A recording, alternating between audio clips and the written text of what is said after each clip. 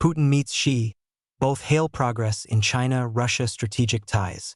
Chinese leader Xi Jinping and Russian President Vladimir Putin praised the strength of China-Russia ties on May 20th during talks in Beijing, presenting their partnership as a stabilizing force in a turbulent world even as key economic issues, including a long-delayed gas pipeline deal, remained unresolved. Putin's visit came only days after U.S. President Donald Trump concluded a closely watched summit with Xi in the Chinese capital, adding geopolitical significance to the Kremlin leader's trip. Xi welcomed Putin at the Great Hall of the People with an honor guard, military band, and 21-gun salute, according to a statement from China's Ministry of Commerce. The two leaders later held both small group and expanded meetings, and were expected to continue discussions over tea in a more informal setting.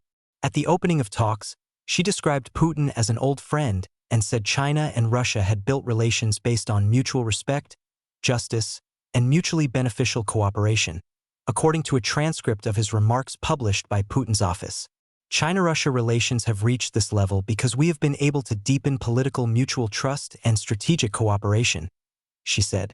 Putin called Xi a dear friend and said bilateral ties had reached an unprecedentedly high level. In the current tense situation on the international stage, our close cooperation is especially needed, Putin said. The two leaders agreed to extend a China-Russia friendship treaty, first signed in 2001. They also signed a joint statement on strengthening comprehensive strategic coordination and witnessed the signing of about 20 cooperation agreements covering areas including trade, education, and technology.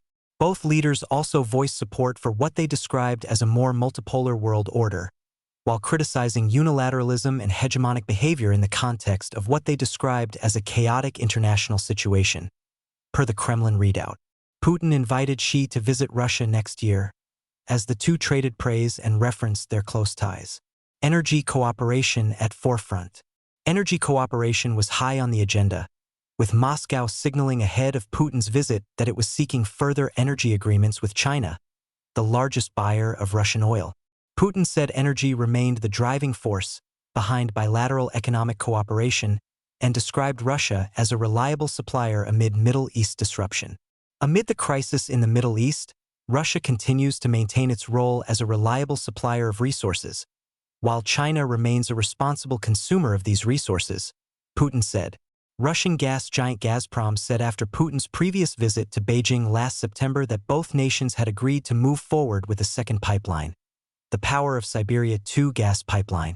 The planned 1,616-mile pipeline would transport 50 billion cubic meters of gas annually from Russia's Yamal region to China through Mongolia, complementing the existing Power of Siberia pipeline. Despite positive rhetoric from both sides, there was no indication of a final breakthrough on the project. She said cooperation in energy and resource connectivity should serve as a ballast stone in bilateral ties, but he did not specifically mention the Power of Siberia 2 pipeline. The Kremlin later said the two sides had reached a general understanding on the parameters of the project, though no details or timeline were announced. Insight into Trump-Xi talks. Putin's visit was also closely watched for signs of how Moscow views improving engagement between Beijing and Washington following Trump's trip to China. Kremlin spokesman Dmitry Peskov said before the visit that Putin and Xi would exchange views about Trump's meeting with the Chinese leader, and that Moscow hoped to receive information firsthand. An insider with close ties to China's diplomatic establishment told the Epoch Times that one of the central goals of Putin's visit was to assess whether the Trump-Xi summit produced any shifts in China's position on the war in Ukraine or the conflict involving Iran.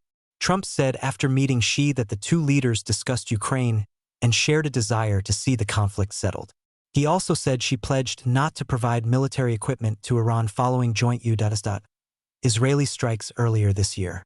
Russia has relied increasingly on China for trade, technology, industrial goods, and diplomatic support since Western sanctions intensified following the invasion of Ukraine. NATO Secretary General Mark Rutte was asked during a May 20th press briefing whether China was training Russian soldiers in drone warfare, and whether some of those trained soldiers were now in Ukraine fighting. While Rutte did not address the specific question, he responded by saying that China has been active in helping Russia evade sanctions and in delivering dual-use goods to support Moscow's war effort. We knew already that was taking place, so I've never been naive about China's role when it comes to Russia's war against Ukraine, he said. Alex Wu contributed to this report.